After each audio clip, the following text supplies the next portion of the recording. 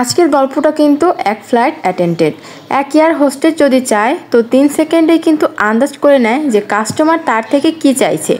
Flight attendant এক এমন job করে যা সবারই খুশি রোমাঞ্চকর জব বলেই মনে হয়। সবাই মনে করে যে এক ফ্লাইট অ্যাটেন্ডেন্ট চাকরি খুবই মজাদার চাকরি হয়ে থাকে, যেখানে ফ্লাইট অ্যাটেন্ডেন্ট সারা দুনিয়ায় ঘোরার সুযোগ পায়। কিন্তু আপনি হয়তো এটা জানেন না যে এক ফ্লাইট অ্যাটেন্ডেন্ট চাকরি পাওয়ার জন্য ওদের খুবই কঠিন ও কড়া ট্রেনিংয়ের মধ্য দিয়ে পার করতে হয়, যেখানে ওদের কাস্টমারের প্রত্যেকটা বডি ল্যাঙ্গুয়েজ শেখানো হয়, যার কারণে ওরা বুঝে যায়, অনুমান করে নেয় যে কাস্টমার তার থেকে কি চাইছে। তার মাথায় কিন্তু এই সময়টা কি চলছে। ফ্লাইট অ্যাটেন্ডেন্টদের এয়ার হোস্টেস এমনভাবে তৈরি করা হয় যে ওরা অশ্লীল থেকে অশ্লীল যাত্রীদেরও আরামসে হ্যান্ডেল করতে পারে। ওদের ফ্লাইট অ্যাটেন্ডেন্ট হওয়ার জন্য অনেকগুলি জিনিসের মধ্যে দিয়ে পার করতে হয়, আর বিশ্বাস করুন এক ফ্লাইট অ্যাটেন্ডেন্ট জব এত সহজ হয় না। তো চলুন বন্ধুরা জেনে নিই ফ্লাইট অ্যাটেন্ডেন্টদের আর এয়ার হোস্টেসদের কিছু সিক্রেট আর খুবই রোমাঞ্চকর কথা যা হয়তো আপনি এখনো পর্যন্ত জানেন না। তাদের নিয়মের বাইরে কিন্তু তারা কোনো কাজই করে না। ফ্লাইট অ্যাটেন্ডেন্ট বা এয়ার হোস্টেস কেন নিজের হাত পেছনে রেখে জানেন? এই পেছনে হাত রাখার রহস্যটা কি?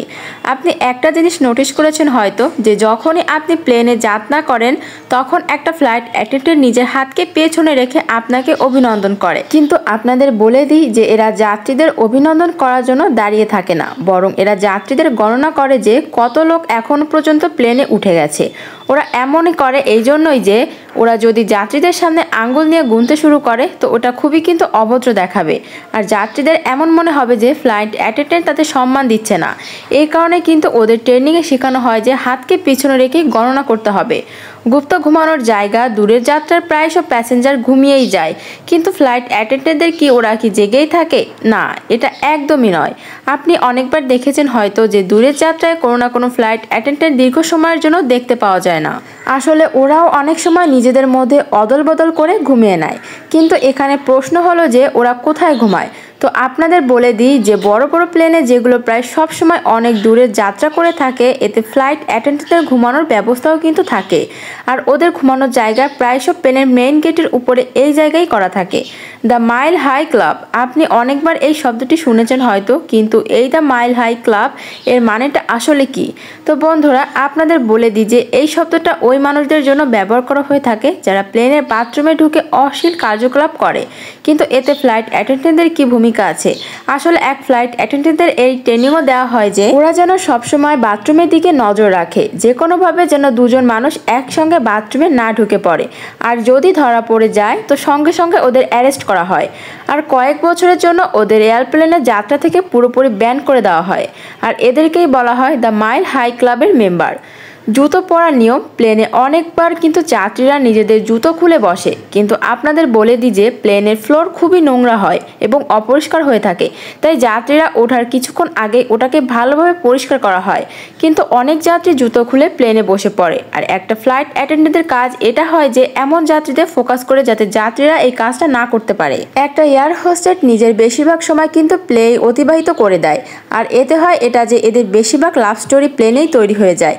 আর আপনি এর অনেক কাহিনী শুনেছেন হয়তো যে একটা এয়ার হোস্টেস পাইলটের সঙ্গে বিয়ে করে নিয়েছে, যেটা এই প্রফেশনে খুবই নর্মাল একটা ব্যাপার, কিন্তু এই সম্বন্ধের জন্য ওদের কাজের ওপর কোনো প্রভাবই পড়ে না।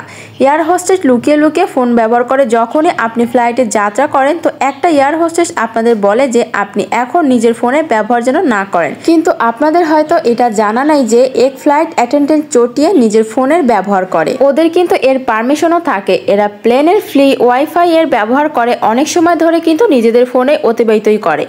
অসভ্য অশ্লীল ব্যক্তিদেরও কিন্তু 10 সেকেন্ডের মতো কাবু করতে পারে এয়ার হোস্টেস। একটা ফ্লাইট অ্যাটেন্ডেন্টকে এমন ট্রেনিং দেওয়া হয় যে ওদের কোনো সময় যদি এমন ব্যক্তির সম্মুখীন হতে হয় যে প্লেনের উপদ্রব সৃষ্টি করছে, প্লেনের শান্তি শৃঙ্খলা ভঙ্গ করছে, তো এরা ওদের খুব সহজেই কাবু করতে পারে। ওদের কাছে সবসময় জিপটাই উপস্থিত থাকে। ওদের এই ট্রেনিং দেওয়া হয় যে কিভাবে কোনো ব্যক্তিকে সিট বেল্টের সাহায্যে সিটেই বেঁধে রাখা যায়। যাত্রীদের সঙ্গে বন্ধুত্ব করা একটা ফ্লাইট অ্যাটেন্ডেন্ট যদি চায়, ওরা যাত্রীদের সঙ্গে বন্ধুত্ব করতে পারে, আর এজন্যই কিন্তু ওদের কোনো মানা থাকে না।